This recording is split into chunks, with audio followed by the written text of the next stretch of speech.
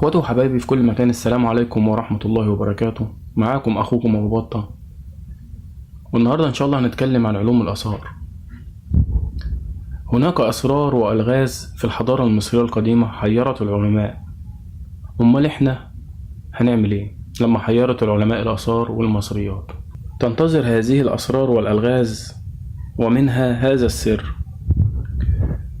سر المومياء التي رفض جميع العلماء نزع الكتان عنها، والسبب أنه لا توجد تكنولوجيا في العالم لإعادته كما كان.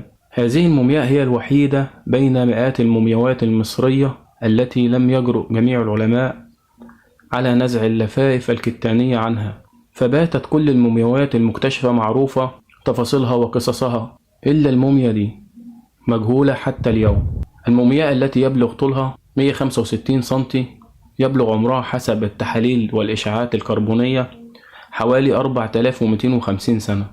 وكما هو واضح أمامكم فإن قناع الوجه يكشف بعض ملامح صاحب المومياء، كما أن جسمها مغطى بلفائف الكتان بطريقة عجيبة وإعجازية حيرت العلماء.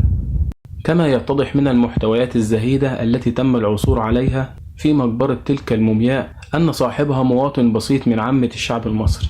هذه المومياء محفوظة بمتحف اللوفر، تسمى مومياء اللوفر، أو لها اسم مستعار مومياء بشيري لصعوبة الحصول على اسم صاحبها الحقيقي، بعد أن رفض جميع علماء المصريات نزع الكتان عنها لصعوبة إعادته على هيئته الأصلية، قائلين إنه لا توجد حتى الآن تكنولوجيا في العالم تمكننا من إعادته بنفس الطريقة التي نفذها المصريون.